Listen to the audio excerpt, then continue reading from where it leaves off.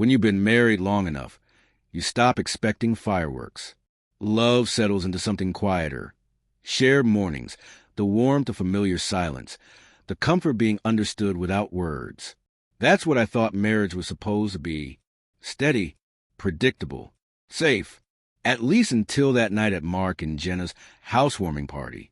The room was alive with laughter, music low enough to talk over, and the smell of grilled steaks drifting through the air. My wife, Emily, was standing near the kitchen island with a glass of white wine, surrounded by her coworkers. I joined her just as one of the guys, tall, well-dressed, the kind who knows he looks good, made some joke about being a complete package. Everyone laughed, including Emily.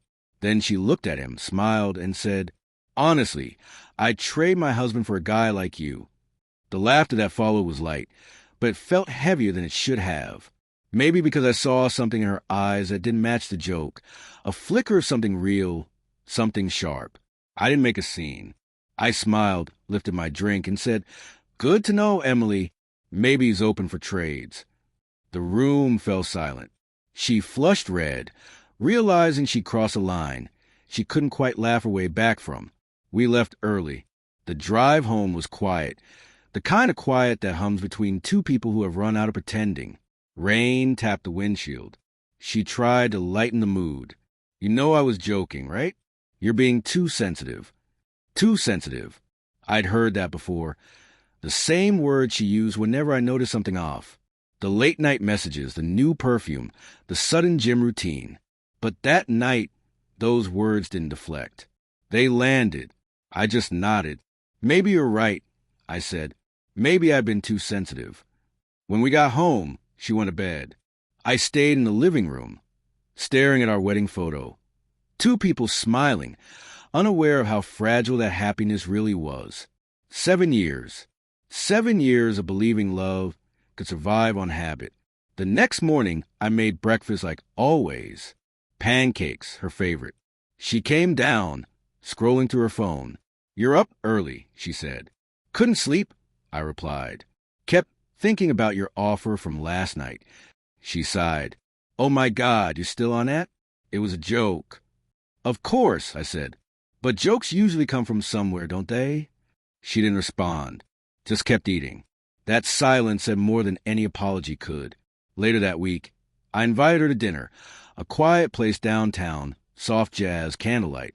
She looked beautiful, but distracted. Her attention drifted back to her phone every few minutes. Halfway through, I stood and walked to the waiter. When I returned, a man in a suit approached our table and handed her an envelope.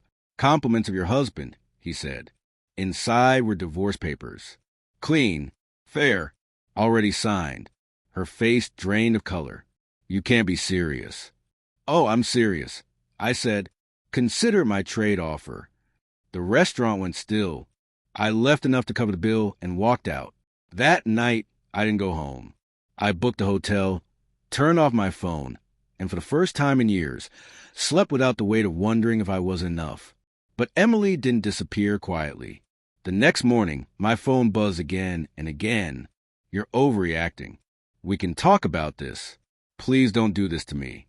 By evening, she showed up at my office. Her eyes were red. "You can't just walk away like that, David," she said. "We had problems, but you don't throw away 7 years over a stupid joke." "You're right," I told her. 7 years isn't a joke, but that's exactly what you turned it into. "You're punishing me because I embarrass you," she said. "That's petty." "No," I said quietly. "I'm finally doing what I should have done a long time ago, taking myself seriously." Her voice softened. "You think leaving makes you strong? It just proves you never really loved me." "If I didn't love you," I said, "I wouldn't have tried so hard for so long." She had no answer, just silence. Then, softly, "There's someone else, isn't there?" That made me laugh. "Emily, you made it clear I wasn't worth trading up for. You can't play the jealous wife now." She flinched. Over the next few days, she tried everything, caused guilt, anger, even tears. I didn't respond, not because I hated her, but because I finally didn't. Then one night, she came to the hotel. No makeup, no drama. Just exhaustion.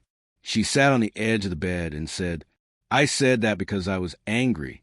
You stopped noticing me, David. And you thought humiliating me would fix that? She looked down. I didn't mean it. I just wanted to feel wanted again. That hit deeper than I expected, because beneath all the resentment, I knew what that loneliness felt like. I spent years trying to make you feel wanted. I said, every small thing, every apology for things I didn't even do.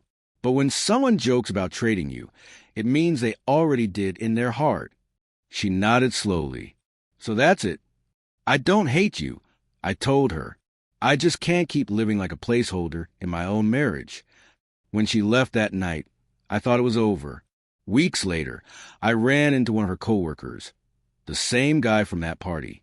Hey, man, he said awkwardly. Emily quit, said she's moving to her sister's place upstate. I thanked him and walked away. No anger, no regret, just quiet. It's been a year since then. I moved to Denver, started a small design firm, even began seeing someone new. Slowly, carefully. Some nights, I still think about Emily, but not with bitterness. More like remembering a life that doesn't belong to you anymore. That dinner, the one with the divorce papers. Someone filmed it. It went viral. Man serves divorce papers after wife jokes about trading him.